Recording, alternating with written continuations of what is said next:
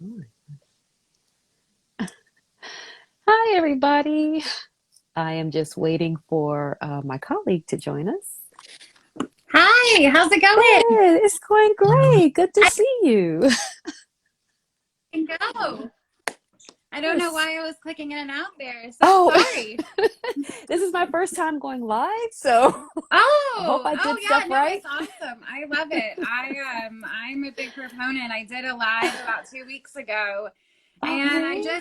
I loved seeing like different comments in the chat, and then you can always download the video and use it for anything that Oh, you want to use it cool. for. So yeah, it's pretty exciting stuff. I'm in my Okay. little home office, so bear with me, but I'm doing great.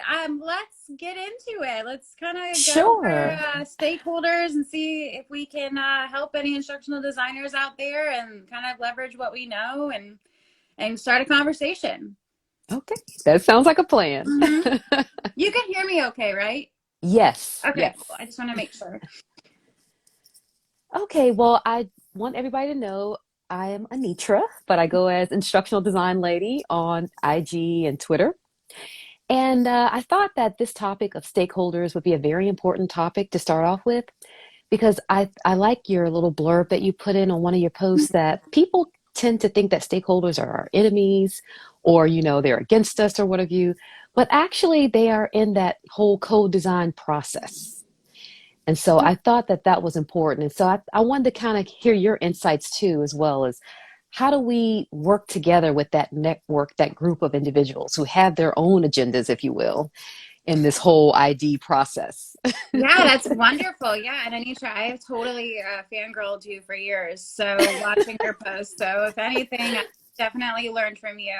Oh, thank you. One of the things that I think you said about making stakeholders the other, Yes, and I like that kind of against them. I think if we ever get into a position where we ever feel that, then we're in the wrong job because we yes, are in a service industry. Our job is to serve people through technology and through learning. And if we're not doing that, then we're not doing our job correctly. I know exactly. sometimes people want to say, oh, my stakeholder doesn't know or they don't know this. Again, that's just an excuse, right? Like Yes, you have the opportunity to really show value. And if you think about instructional design, and then now we know it's been around for a while, but it's really kind of like gaining favor, I guess, or yes, gaining where people want to be a part of it. We have to be those leaders of it. And I would hate if you were like, if you went to a position or you were joining a company and they were like, yeah, well, we worked with an instructional designer and they were very, now you have to compete against that. And where there's already so yes, very few of us, why are we competing in the first place? Like, that's really dumb. Like, there's so many opportunities. There's a finite amount of us. So it's really one of those things, like if we think about it as us versus them, we're missing out on an opportunity not yes, only to grow professionally, but to grow within our organization, to grow within our ability just to network. We're really missing out on those key pieces. exactly. And I was thinking about that when we were putting this little talk together about Mm-hmm. how do we configure those different relationships because stakeholders come from different sectors. So we have some that, like what you said about the funding, it's all about the money. Mm-hmm. Then we also have our subject matter experts, and then we have the directors. And so coordinating those spaces can get a little tricky. So, what are some things that you do to make sure that you're not getting out of your lane, but at the same time cultivating that relationship with them? I think the biggest thing for me is I'm always clear and consistent. So Mm, whatever, yes, everybody that you're going to talk to, you're going to have a different, way that you're going to talk with them or maybe bring up different things, but as long as it's clear and consistent. You never want to bring up something. I mean, obviously you want to know the audience that you're talking to, right? But you also too yes, same target want to be clear and like, this is what I'm doing, this is how I'm doing it, this is the timeline I see, this is so far what I've discussed. And really, I would say, mm, like, if you ever get uncomfortable, that's a great time to ask a question. Like, how are you feeling with this? Is this where yes, you are seeing things going? Is there something that I can further explain for you or I can further compound on? Because, you are a learning expert, right? So people Yes. are still learning from you. So in order Right. to really foster those relationships, really build out what you need to build, really just looking at that and just saying, like, how can I communicate consistently and clearly to make sure everyone that I am interacting with is on the same Mm, page? yes, absolutely. One thing that I was looking at is that stakeholders are driven by their values and their own assumptions. And sometimes their assumptions are not quite the best. So what do you do to Mm-hmm. kind of work around them and help them to kind of be a little bit more open-minded? Yeah. So when it comes to talking about what they assume, I always start with questions about getting to know people. I think that's the best way to start because you know what an instructional designer comes from. You know Yeah. that vantage and that viewpoint. So I just ask questions like, how do you see this working? Like, how do you see this? If you could close your eyes and tomorrow it's done, explain to me how you would love it to be seen. Yeah. And that's a really simple question that really kind of shows you. And if they're like, well, I don't know, I mean, at this and at that, be like, okay, tell me an example or tell me something that you've seen that Mm, that would inspire you or that you've gone through or that colleagues of yours have gone through or people you've networked with that really stood out. yeah. And right there, just those open-ended, questions, getting those responses, and when you really think about that, that says, yeah, okay, I see where you're coming from. Like, okay, Yeah. I see that, and I can then tell you what I do. And I can Mm, always loop back into what you're saying. And I'm not saying to, always just agree because sometimes you're going to disagree, but you have to think of it from their shoes. ah, Stakeholders have so many different, irons, I think, in the fire, I think is the term. yes. If I'm wrong, I'm sorry. No, you're Um, right.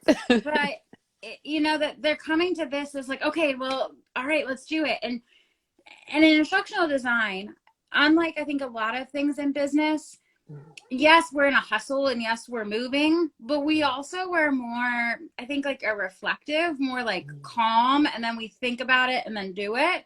Where a Yes. lot of business and a lot of these stakeholders are like, all right, do it now, and that's not how we operate. Because if we Yeah. operated like that, we would miss a lot of the details in our work and in our learning that could really affect outcomes that we want to, have. So you have to be reminded of what they're into. You also have to be reminded into like what position that they're in. So maybe what we think is in not inappropriate, but not ideal conversation or ideal communication may be ideal if they're like, I think of like a banker. It may be quick, Ah, just be like, hey, yeah, all right, cool, bye. Like for us, might be yeah, like, I don't know what you're getting at. Like that was too quick. Like back it up and give me some more detail. So exactly. that you always have to think of it from them. And I know that we talk a lot about, we think about the learner a lot Yes. when we are making a project, but I think really thinking about the stakeholder would even give us even more insight into our learner because they Yeah. really want this to be successful. So what did they see? And then how can we leverage that to make it a best experience for everyone involved, really, anyone that's touching the project? Exactly. So would you say that it's a little bit different in, let's say, corporate versus if you were in higher ed? Would you say that there's a difference in the stakeholders? Um, I think with anything, with any industry, there would be. I Okay. typically work with small business owners. I work with business coaches. I work with blah. The word is described. I'm like blanking me out right now. I'm like, I work with just business consultants and business like Okay. coaches and trainers in general. There you go, trainers. I was like, that's the word I'm looking for. I was like, great. Now I've like embarrassed myself on a live. But yeah, like when we are working with those people, they're not only want themselves to shine, but they want Right.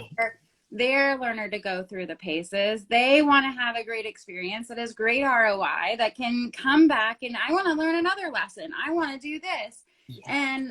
And again, I think it harkens back to what you were saying about really that communication or that question that you asked Yeah. about the communication with stakeholders. You really have to think about like what's in it for them. Yes. and they have a different what's in it from them than their learner. Like their learner may want to become a better team lead, a better Mm, leadership, better at reading the numbers, better at all that. Now, on the flip side, they might want, okay, I want really engagement with this course because I want them to yeah. find value and buy other courses. So Yes. that being said, and then I think too, in like the more of the corporate space, you have learning and design really focused on how can we hit our targets, hit what we need, Mhm. how can we tell people this is what they need and how they need it, and all right, now they trained, okay, how did it change behavior? Like Yeah. the speed is something that we have to be mindful of, and we have to really think about, and we have to really say, what is there, again, it's like talking back to really getting to know these individuals, but like what is their culture like, what is their mind like, what is their work environment like, because that should be mimicked in our lessons. Because if it's a fast-paced work environment and you have a, all right, so we're gonna, like, it's not going to really jive, you know? Yeah, that's a good point. And you brought up that whole culture piece, Yeah. which some people would say that that's an invisible stakeholder. Had Yeah, you I like considered that. I've culture never as a heard of part of that. that? I like that.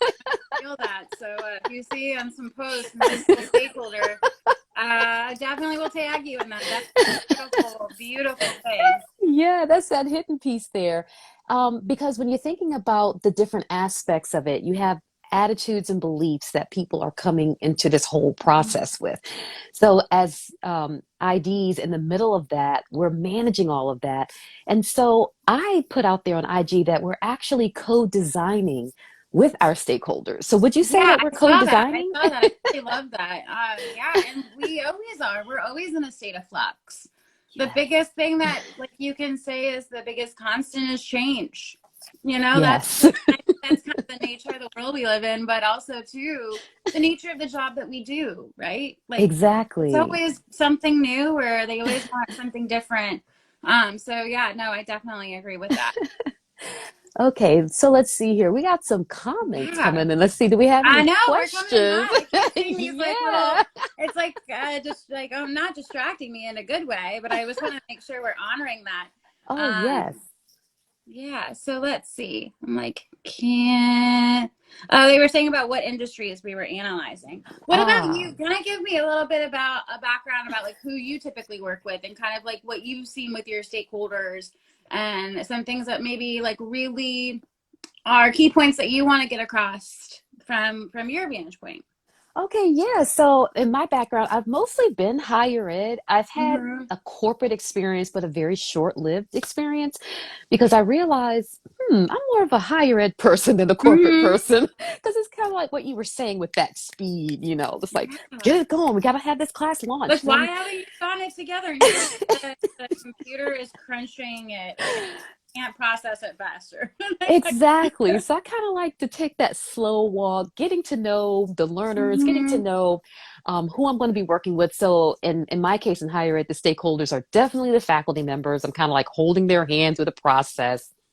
Mm-hmm. Definitely program directors who are saying, hey, we are not using a third party anymore. We want it to be more in-house. And so we need this done by this date, and then working with marketing who's saying, okay, what's the language that we need to put out there? And I'm like, well, I'm not the marketing guy. Why are you coming to Yeah. me? But then I realized, hey, you are part of that marketing because you know what's going in that package. So you should be able to come up with that language for marketing. And of course, we have the graphic people putting together all of our instructional materials and things like that. So I find that I have to be on different stages. And so I call it a stage because I was doing some reading on the stakeholders and they call them actors because Mm. they're acting the part of whatever their role is. I like that. Yeah.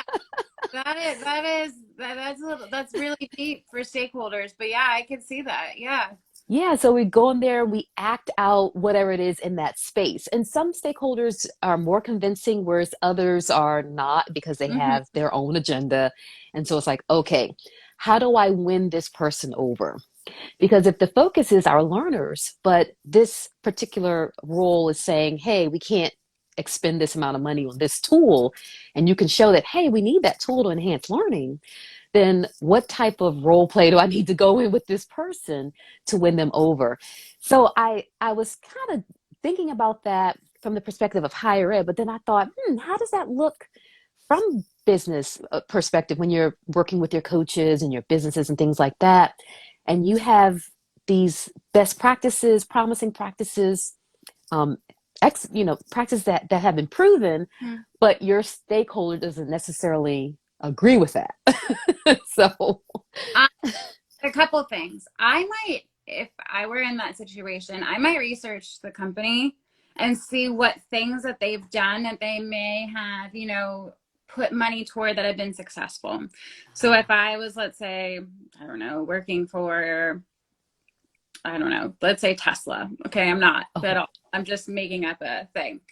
And I was like, yeah, we really need this piece of technology because we really want our cars to be exactly like our learning to be mimic what your cars do. They, are sleek, design, people want them. They have a yeah, like, but if we don't have it, what's going to happen is what's going to happen with that truck when you have the indestructible window and then you did that. And bringing it back to what is not only like in their repertoire, but speaks yeah, to them. Like, oh, remember when we were going to merge with that company or we thought about that and we didn't? And then you see how that happened. This is what can happen if we don't do that. And yeah. there's a book that I was recommended. There's a Oh, local university here that they have a really great school for entrepreneurship. So I like just try to keep like my ear out to see what they're doing. And okay. book actually on negotiation is called Never Split the Difference. And while we can use it in our like careers and all that stuff, the book is really about like negotiating situations. And Ah, it comes from like an FBI negotiator and like how he worked his way up from just being like a regular negotiator. Now I do it's in my yeah. book, so I've read the back. I'm not like, Okay. but I know enough to like I got it. But it really talks about negotiating and how you don't have to just like split it down. You can get what you want by doing different things. And so I think that that's a really big tool, and especially the language that we use. I think a lot of Yes, instructional designers or just people in general, get so passionate about what we want to do that we yes, almost see it as like tunnel vision and like we're only using this program and we're only doing it like this because that's the way we're going to do it. And we're not yes, seeing that there might be another option, like there might be something better, or there might be something that pushes us to learn. And again, I think that comes again back to like we ourselves have to be learners first mm, because we're advocating not only for a kind of new industry, but for what is going to change and rapidly change yes. learning. So yeah, so I would say that those things I think are the most important, and I really think Okay. really thinking about how again how the communication standpoint, how we're Yes. getting and what is it that we want as our outcome, and what are we fine with not getting. You know what I mean? Like, Yes. what are we fine? Yes. Right? That's a piece I'm fine with negotiating out. Like I don't need that. And I think that if you come in with that plan, and you can't be like, oh, I need to have everything, like Yes. like you don't want that, but you want to say like, okay, I can like, all right, if we're not using articulate like storyline, then let's use we're Right. okay. That's an Yes. easy. Like, all right, they don't want video. Okay, we'll use that. All right. Yes. So you can't Like become married to it. yeah, you have to have some consensus where you are going that. Now, I have a question for you. Okay. University background. I was curious because we had in a comment someone was talking about working in manufacturing and about Ah, that in that industry. Do you okay. ever with your stakeholders different language obviously in different professions everybody has like their jargon of what they speak Yes. and how they learn and what is important to them as a university. Do you find any departments that really you have to change the jargon for, or is it because everyone's kind of at a university level that you keep that language the same? Do you ever like think of with your stakeholders at the university like you know really, like, let's say the College of Engineering loves scenario based learning, but then like Yes. College of Communications, they're like, if I have to sit through another scenario Yeah. where I don't even know, like, do you have to change that, or like, kind of like walk me through some of that on your end? Because I'd love to know. Yeah, actually, that's an excellent question. And at the college where I'm at, I'm actually at George Washington University in Washington, D.C. Oh, And so we have a bunch of instructional designers that mm-hmm. come together and we meet once a month. So that we kind of pick each other's brains and debrief what we're doing. And so we have the School of Nursing, and then we have the College of Professional Studies, and then the School of Education. So we're all coming together and just sharing these different strategies. So as instructional designers, we have the same lingo.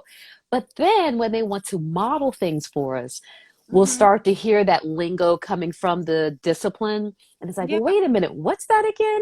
So yeah, sometimes they do kind of have to break things down because in that particular school or that department, this is how they operate and this is how they want to do things. Whereas we think about it, well, how does that apply in my department? So I'm working with the political management team. And so I'm thinking, okay, a scenario from nursing, how does that look in politics? You know, if you're going to be a campaign manager, how could I Yeah. bring that scenario over? Which is really interesting. And then my colleague who's over in he's in forensic science. He's like, okay, well, how can I do scenario building there? So we do kind of think about it and what it would it look like. But sometimes when you go into production, it just takes too long. So we don't even kind of fully develop it out the way the School of Nursing would because they need more of that given the content that they're teaching. But then we found that we've done these massive productions thinking that it's going to engage learners, and the learners don't even bother to click on it. When we look at the analytics, it's like, nope, they skip that and go straight to I the assignment. do it. Click it. Just click it. All you have to Yes, yes, exactly. I'm like, what? We did all that work. We went out there, we took pictures, we made it interactive, and we made it 360, and you can click on these hot spots. And it's like, they don't even do. bother because they want to get through the course and get it done. So I noticed that like depend if they're after a degree, they want to kind of check the box to complete Mhm. that degree so that they can go on and have life versus taking a class because I want this for me, not necessarily a degree, then they're more willing to engage in that kind of stuff. So I did notice that from the higher ed Yeah. perspective. Yeah, University. I'm like, I wonder how that works. Like, exactly. Yes. It's interesting, but we School of Medicine. Like, what? Okay. All right. yes. And it's fascinating what they share with us because I'm like, wow, I would love to do something like that. But then when you go back and you sit down, you're saying, okay, focus on the student, focus on the course learning objective. Is doing something like that really necessary? You know, so because we can kind of get caught up in the whole hoopla of the fascination with the technology and not necessarily is there some learning going to happen here. Do you ever have stakeholders that have like an interest in the technology? Like, I'm thinking like if, let's say one of your stakeholders is like dean of students and they're like, oh, we just pushed through, you know, a Microsoft learning thing, or we just bought all these Macs, like it's Ah. not compatible. Like, do you ever have your response to that? Well, that's a good question. I haven't seen that so far. Like right now, I think everybody was in emergency mode because of Mm-hmm. the pandemic, that they were just getting everything, you know, throwing it in there and saying, okay, do whatever you need to do. And not necessarily looking at it from, hey, how can we enhance the learner's experience? But I think as we come out of emergency mode and go back into, I don't even want to call it normal anymore, but go back to some type New of, time. Yeah. yes, whatever that's going to look like, then I think we'll start seeing more initiatives that are focused. Because now that we've got this information, we see that students don't want to come back on campus, even though we're saying, hey, come back. They're like, well, I kind of like this learning from home thing or learn from anywhere thing. So I don't know what that's going to look like when the stakeholders look at, okay, we have all these classrooms, but we don't have people that's going to be in them. So what is that going to look like for the future? Ah, Yeah, because you have massive overhead keeping all the lights on and all those. Exactly.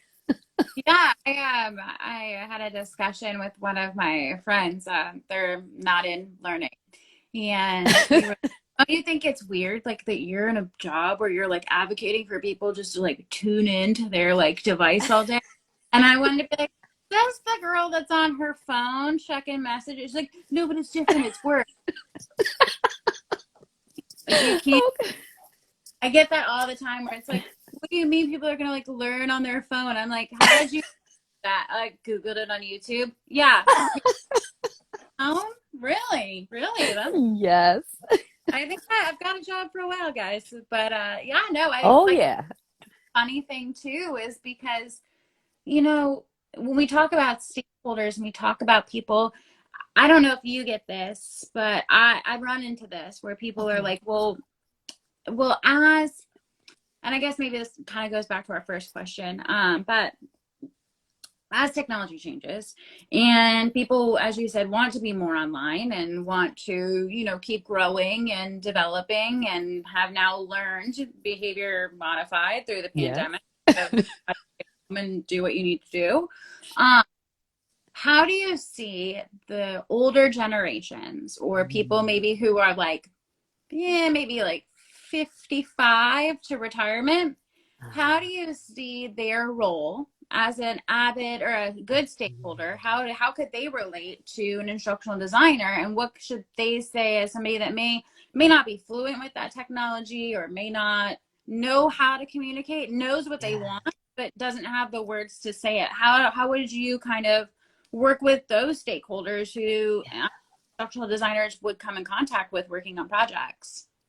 Yeah, that is actually an excellent question, Mm-hmm. because we do have that segment of the population that we do have to pay attention to because of this whole shift. And so when you have individuals like that, we definitely tap into the accessibility that they tell us to all tap into. But we also want to make sure that we're not being ageist in the different materials that we're designing and the different scenarios. Yeah. So I try to make sure that we have a representation of everybody that we could possibly be able to touch out there.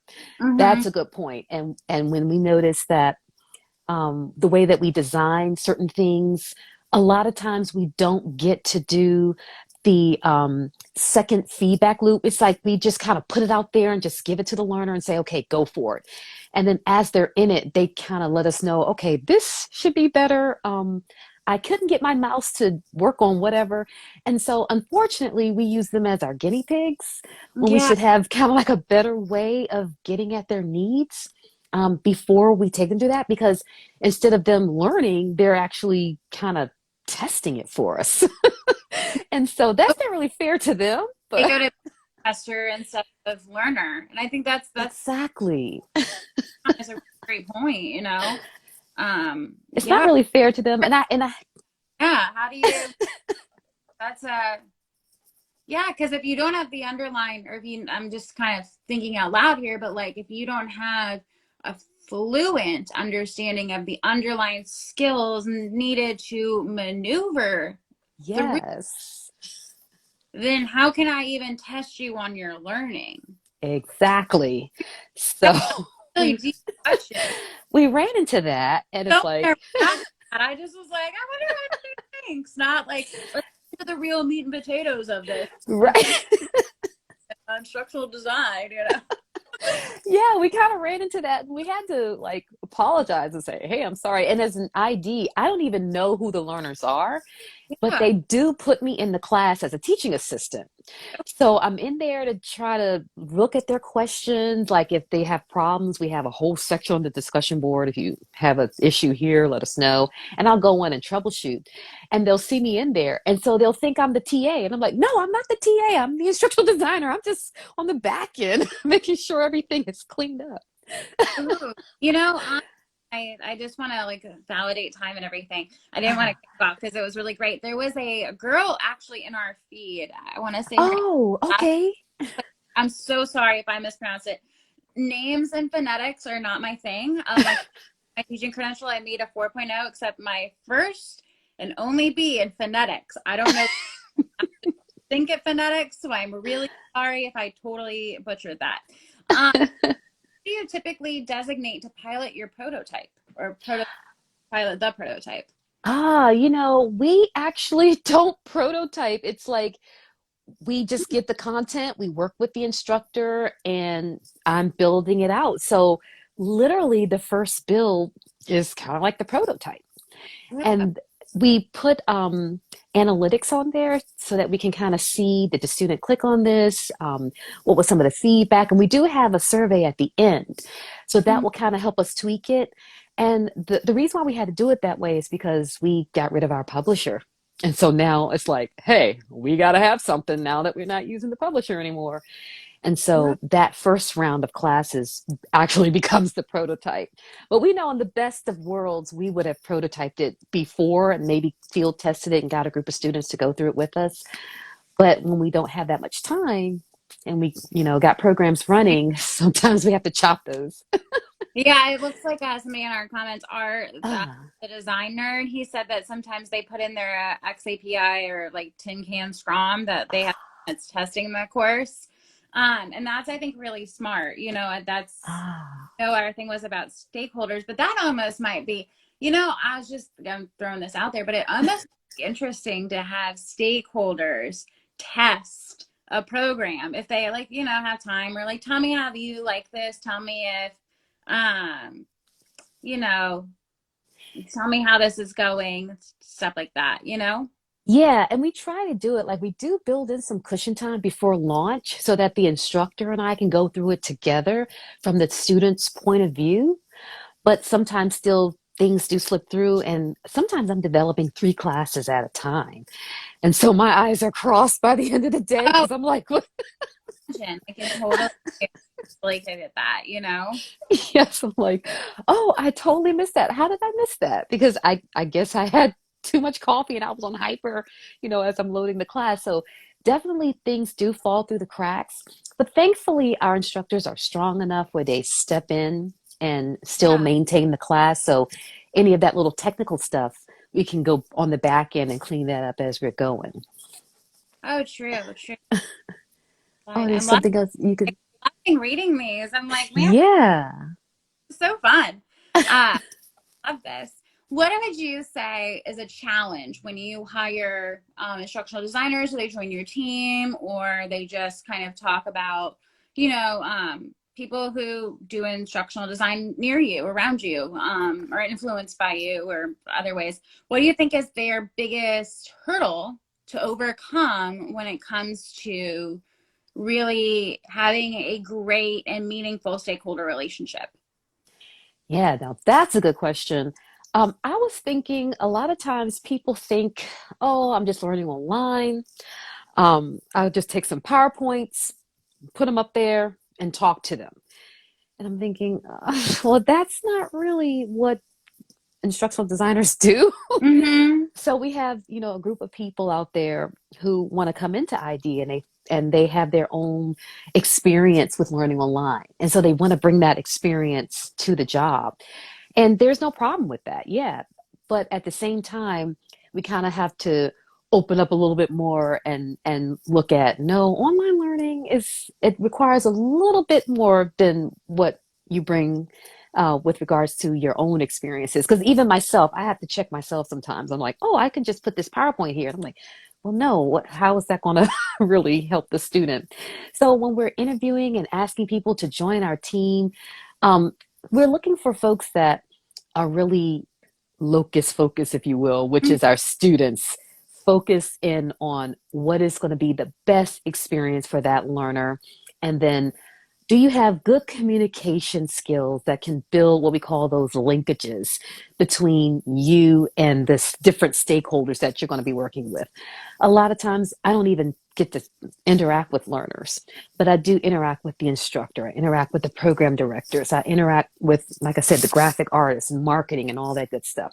So being able to communicate effectively with each one of those is very important. And then just not being absorbed by the tool itself. Because a lot of times they'll come and say, "Oh, I use this tool," or "This is the best tool." And it's like, well, the tool shouldn't be the focus here. The Yeah. focus should be the learner here and how we're going to get them to. Oh, I'm sorry. Go ahead. Oh no, it's do with the tool, not that you have it. Who cares about the toys you have? Exactly. How you share them and how you play with them. Like, yeah. Mm-hmm. Exactly. How are we going to make this a rewarding experience? And for me, I've been in instructional design now since I got my degree at Capella University in 2010. Okay. So from 2010 to today, I've been doing it. But before I got my degree in it, Yeah. I was actually teaching online at a community college. And I thought, oh, okay, I'll just put my PowerPoints up there and I'll tell them to read chapter 5 and then do this exercise and I'm done. But fast forward, let's say 15 years later, I realized, oh my God, that was the worst. And I have to put out an apology to those people who were my first set of students back then when we first went online. Oh yeah. Like, what was this? Like, Yes. right? Yes. And I still look at some of those previous courses that I put together and I was like, oh my God, this is terrible.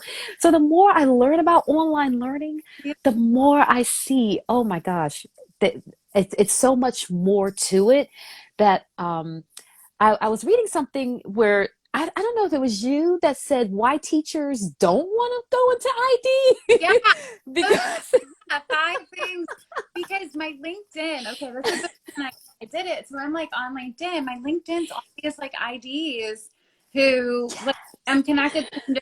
It's not just more like to watch and see what trends are. I sometimes don't like to involve myself in conversations. I just want to read what other people are saying. And there was a big trend with a couple of people that I follow, a lot of other instructional designers. And it was like, we've been having this influx in teachers that want to be instructors. And, and I'm like, like I have friends, I come from teaching. I have a master's in educational leadership. I thought I was going to be a school principal for like the longest time, like the longest time. And some things happened in life situations and realized that the classroom was just not, it was just got to the point where it wasn't for me. yes. So I loved teaching and wait, I want to answer this question too. Oh, So yes. Okay.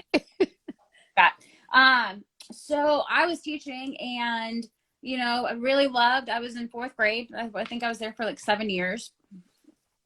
And I was like, I want to promote myself, but if I don't want to go into administration, like, what do I do? Like, if I don't want to lead a school, and like, I loved the business of learning, and I think that's where I really really what my degree is in because it's really in budget and financing of how you run institutions under like, it's like basically under college institutions. So I worked in private schools, public schools, things like that, and I kind of fell into instructional design because I had this woman. She was observing me, and I was in Atlanta at the time, and it was a local university, Wichita State, and she was observing some stuff. And she goes, you really like learning technology. It's like she's like, no Hmm. offense, like you love kids, but like, and she's, your class is great, but like you're like one of the only ones that like implements this new tech. And I was like, yeah, I mean, it makes my life easier. And if I can spend a weekend learning it and it takes me, a long time, like, why wouldn't I do that? Slowly, I realized that I was like more of an instructional designer than a teacher. But now I have with like the pandemic, I had friends who were still teachers. They're like, oh my gosh, tell me all about your instructional design and what you did and all this stuff. And I was like, I literally just added a certificate. Good. And then I started to self-learn. And so I think one of the big things that like I did was I had to let go of being a teacher. I had to let go of Yes. that persona. Like these aren't your kids. These are adult, like I don't even call them students. I, Yes. that to me is like like they're participants, they're co-collaborators. I Yes. changed the language because that has helped me to separate that life. Second, I had to learn things I didn't know. Like I had to learn Mm. all about like the computer parts of it, like how it all worked. Like there's still times where I mean I use YouTube University sometimes to figure out, like I'm like, wait, why doesn't this JPEG work right? Or why, Yes. or like the other day, there's a really great instructional designer. You probably follow him. I don't know if you do. And I think his name's Delvin Peck. And Yes. yes, and he did this thing on how to upload to AWS. And I'm like, had he not, I'd have been like, well, I mean, I have them, but I don't know how to put them on my website. No, like I'm just gonna sit here and twiddle my thumbs. And so that was the thing. Like you have to make this switch, and you have to make the switch to like what is your lingo, jargon, all of that in instructional design and in the companies that you work with. Yes. I posted, like, it's not just like I teach so I can do this. Like, they are two separate careers. Like, this is not like I had some friends when I'm looking into it, you know, I'm getting burnt out of the classroom. And I was like, I love you to pieces. I was like, but you will not survive it like a week. Oh yeah. And Oh she's yeah. you don't have the little kids coming up to you, telling you about their day. It's like, you know, you don't like doing the curricular stuff. Like, you'd rather make it look cute and fun and have like a little cozy thing. And I'm like, I would rather spend time making like the online experience fun. Like, I don't Yes. cozy. Like, we don't need to be cozy. But I think that's because I've made the shift in my brain. And I wasn't like that anyway. I taught like upper grade. So I wasn't like, kids would like want a hug, that they felt that off and, you know, go find a new friend. I don't know. Like, and not saying I was heartless. I just wasn't that lovey-dovey K. Right. I'm like making myself sound like I had no soul. No, But no, I totally feel you because I taught fourth, fifth, and sixth grade, and we wasn't no yeah, you lovey-dovey. like that. You kind of just have to like. There's a whole unique kind of personality you have to have. And so yeah, and so basically, when I started doing that, then I started to really learn, and I started to really invest time into it. I looked into Yeah. IT. I like, I mean, this is something that if instructional designers are thinking about or like wanting to do, I have spent time really learning UX and UI design. Yes. Because that is something that in my program, although I got my certificate and I learned about project management and all these other things and how to like ROI, KPI, like putting it all together, like the business part of it, what Yes. I guess needed to understand is the functionality, the tools that together and why. And even now, like I'll write something and like a learning course, I'm like, too many words, too many words, too many. Yes. And then it'll be like, then I'll look back and I'll edit it and I'm like, oh, I could have just made a picture icon the whole time that doesn't feel. And I'm like, oh, okay, why didn't you see that in the moment? But that's what editing's for. You know, you always find your mistakes and you always like learn from them. But yeah, you know, and like you have to learn all these different pieces. But to kind of go back, that's Yes. why I've made it like you shouldn't do this. Like if you were thinking like this is just teaching, but with like more money, it's not. It's a different It's career, not. different thing. And like I am a say with instructional design, it's either like you get it and you get where it's gonna go, or you're like, I don't know. Like Yeah. if you miss presenting and talking in front of people, it's probably not the job for you. Like as Right. much as I love doing this, like this is so fun, but like if I had to do this every day, I wouldn't look forward to it the way that I do, you know? Yes. I wouldn't Now, pour so much into this. All right, well, I have to do this every day. So yeah, so I don't think that everybody should go into it. Like, I don't think everyone should be a doctor. I don't think everyone should be a lawyer. I don't think everybody should be like, if I had to be a nurse, God help you. Like, God, please, please. Is it well, impossible for IDs to stop learning? I would say if you stop learning, stop. yeah, you'll get old really quick. You have to always Yeah. start learning. What was that question that you want to answer earlier? There was an earlier question. Let's Great. see. Blowing up so much. Okay, whoop. Sorry, playing, and I'm like, okay, I should know. See, this is where you gotta learn. Oh, here it is. Is it necessary to have a degree? I don't have any special education degree, only online courses, but it seems to me enough to be qualified as an ID. What's your take on that? Because I tell folks, hey, you don't have to have a degree in it. I like you, I stumbled into it. Okay. I'm gonna come at this from a different way. Do I think that you have to have a degree? No, but I think you have to have some educational base that you can show. Mm, So like, I mean, I was a teacher. I have a degree. My bachelor's is in humanities. Like, God help you. mm. I don't know what you do with a humanities degree. But I got one. I got one, and I'm a living proof that you can function as a member of society. I don't know. I much for tuition. I don't know. And I have a master's in educational leadership, and now I do instructional Mm. design.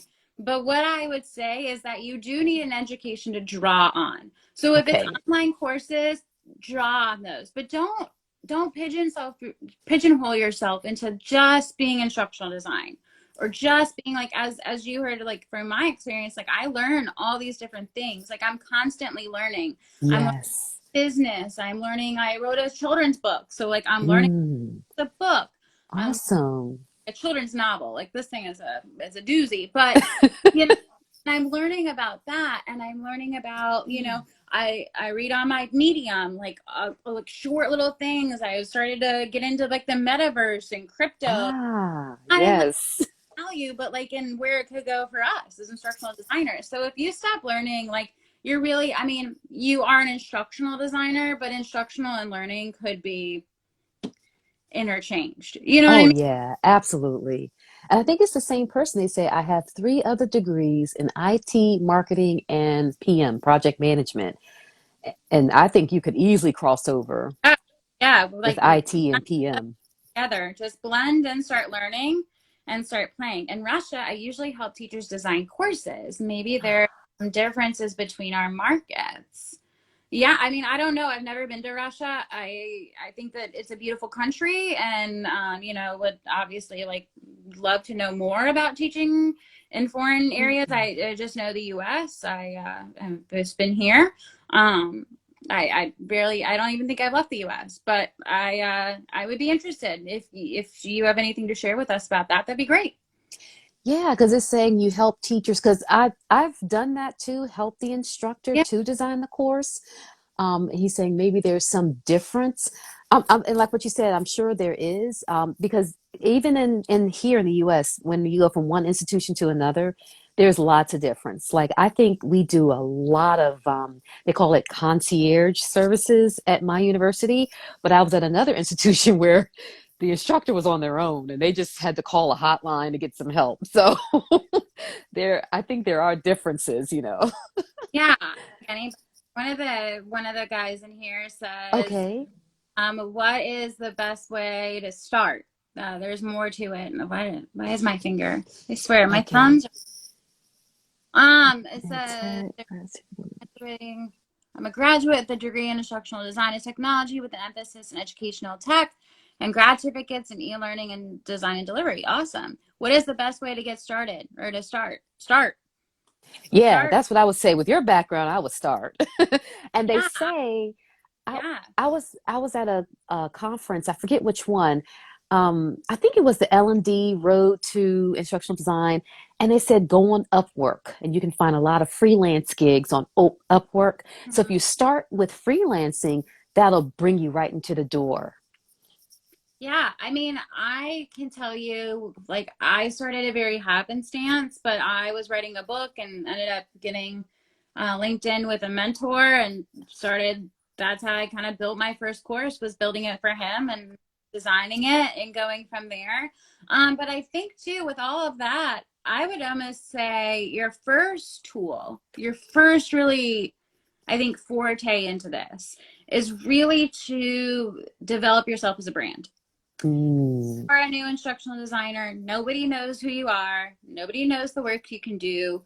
yes. Nobody knows that. And the likelihood of you getting hired if no one can see what you've done in a visual field, okay, it could happen. But like, you know, I would say the more you can create, start a website, upload your stuff, upload your instructional design work.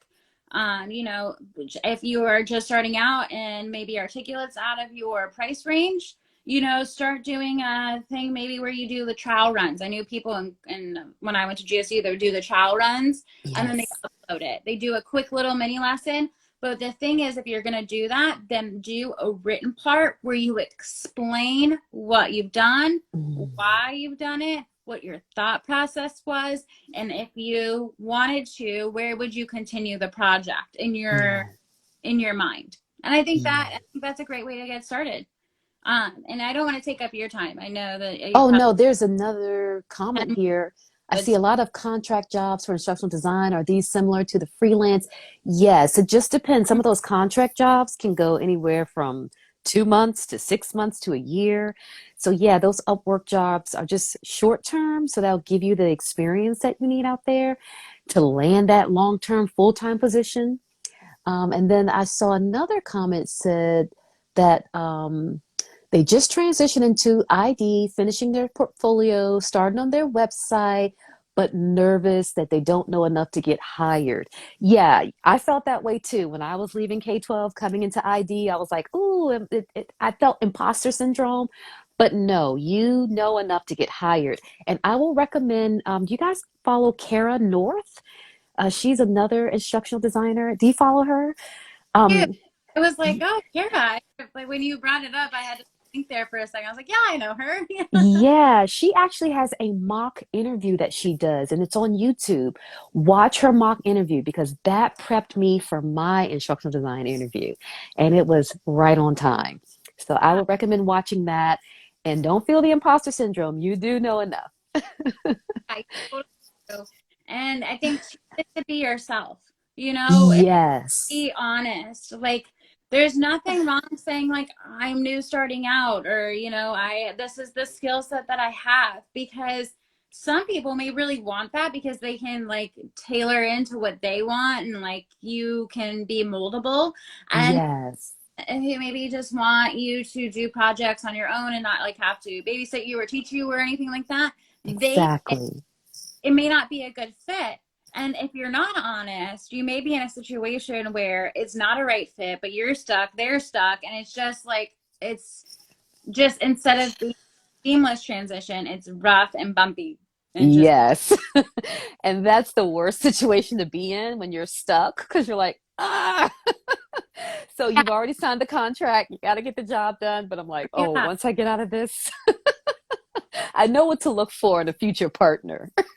Oh yeah. And I also think too, like you as an instructional designer need to ask questions that are meant for you Yes. will determine if it's a great place for you. So if like work-life balance is a big thing, say like, what is the work-life balance? What is a typical workday like? Uh, Yes. how long have employees been with your organization? If I were to ask somebody, what do you think they might say about working here? I think that will give you a lot of insight as well. And I don't ever be afraid to like ask questions because as much as it's an interview for you to get the job, it's it goes the other way. You want to see if you want to work there. And like you want Yes. work there if you ask the right questions. So really think about that and really think about ways too, if you're moving from teaching to instructional design, that you can show what you know, but then relate it back to your experience and be like, I know that Yes. instructional design is not the same as classroom teaching, but something I did do was in my classroom, I did this in instructional design or in a similar position, I would do this, this, and this Yeah. and just relating that more. Just, as much as you can prove your value in ID, you don't have to worry much about the classroom piece. Exactly. And looks like Art, the design nerd, which he's been doing Yeah. some great Yeah. comments in here. Thanks, Art. He Yeah. said another good way to ease into it is to collaborate with another ISD on a project. You are right. Yeah. It's best. I always love to, if you can, find someone that's like not in learning. I mean, this is hard Mm, at schedules, but if you can, find someone that's not in learning. Does this, don't worry about the content. Does this make sense? yes. And then they're like, yeah, well, and it might be kind of hard here to click or whatever.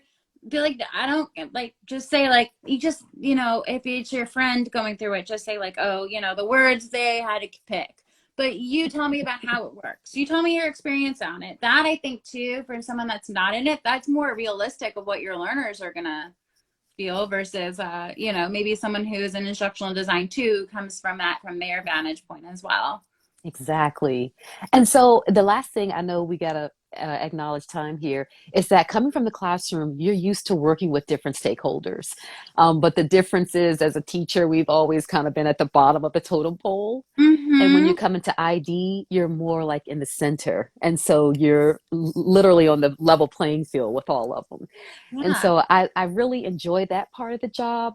And one thing I wanted to ask you, have you had all of your stakeholders in the room at once, or have you kind of had them all separated? You had to coordinate that whole relationship. I've had it both ways. I've had it Okay. coordinate, and I've had ones that they're all together. With Ah, together, if I have a really powerful question or something I really want the answer to, I might be like, I don't want a response right now. I want you to think about it before giving me an answer, and then have them, or say, I want you to take 5 minutes. I'm going to ask you this, or a few. ah, I'm going to ask you this. I want you to think about what your response would be, and okay. have your response. Then just let me know what it is, and let's see if we can find some parallels. Let's see if we can Ah, parts where we're in agreement. What is the general, and where maybe are we missing up? Because if they hear themselves not being on the same line, yes. wait, oh yeah, wait, I'm not the same as him, or I'm not the same as, like, I mean, I don't know, like, and it lets them recalibrate their expectation.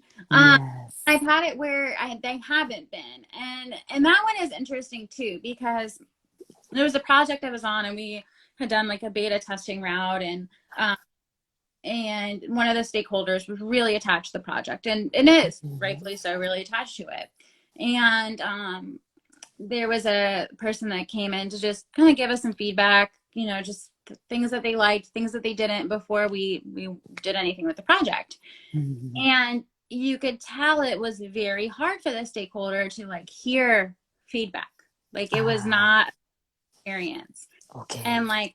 like, feedback is like, it's like, well, we don't have to listen to it. I was like, no, you do.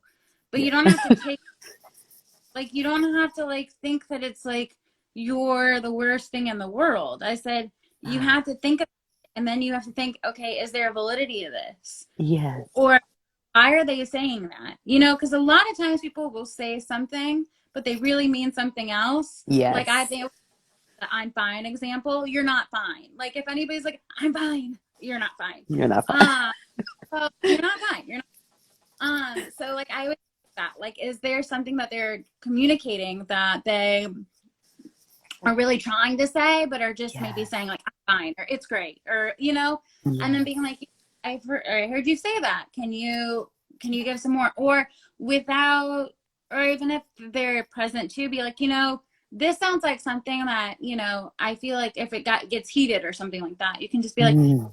think we've got enough for right now. What might be really great is if you put your responses in an email and send them to me so I can aggregate the information. Ah, yes. I And then like that. honest opinions. And then Mm. you can say, in aggregating the information, the data that I got was, and taking Yes. the person out of it is sometimes one of the best things that you can do. And it saves relationships, Mm. because, everybody's got to work together at the end of the day. But Exactly. very hard if it's your friend, or if it's somebody you've worked for over 20 years, but don't agree with them, really sometimes you just gotta like, or give it to somebody else to say like, here are our responses. Can you just put it all together and what trends you saw? Yes. I like that. That's a good idea. To like, to do things like that, and or to take a step back. I think one of the biggest things that as instructional designers, I see that, not that we make a mistake, but an area that we can be better at is discernment of like, Ah, really, what is it? Let's discern like what kind of words I'm going to use. Really yes. think about the way I'm going to communicate. Let's really think about like, if I were in their shoes, or if I were role playing, or if I were building a scenario or whatever, Mhm. how can I discern what would be the next step? Okay. Instead of rushing, instead of I have to have this done by blah blah blah, take a step back. Yes. Like, sometimes taking a step back allows you to go 4 steps forward very quickly. Yeah. Wow. That Yeah. is perfect. That is perfect. Well, thanks. I honestly, I was working on the social media the other day. experiment because I saw some people are like, and I was trying to get this out and this out. And I'm like, if you're rushed, it's going to come out your work. Like, and Oh if yeah. you it's going to come out in your work. Like, you have to, like, this is like GPS. You can't be like, I mean, I guess turn here, the four. No, you need to know, like, on First Street, we turn right. Yes. Like Yes. we're not getting lost into things. So, yeah, I think really, I think that's a really big thing. And I'm glad that too, we had people who were joining in and talking Yes. experience. Thank you guys. I know 2 o'clock can sometimes be really a difficult time. So I know it'll save to your Instagram. Um, Okay. just download it too, and I can put I can cut some pieces together. So it might be Okay, cool. in like a smaller bite size. But yeah, I think that this went really well, and I'm so Yes. hear from everybody. And I know on my end, and I don't want to speak for you or anything like that. I love when people send me questions or answer. Like, I love to answer back. I love to hear and share. So guys, feel free to, like, if you have any questions or anything comes up, like, message me. And I hope it's the same for you. I don't want to put you on the Yeah, spot. No, absolutely. Yeah, I'm open. not the same, like, no messages, but yeah, no, I have to be of any assistance and any help and going from there. But this has been wonderful. This is such a great little hour to talk about stakeholder relationships and Yes. grow. This was great. This was so fun, and we got to do this again. Me too. No. Then when I ago, and I was like, this is actually really fun. I'm like, Yeah. it's fun. Go and get back to work. I know I've got to. Yes. All Well, so right. great. Thanks everybody for joining. We were Yes. really Thanks, everybody. to our talk today. Yes. All right. We'll see you on IG. See you. Bye.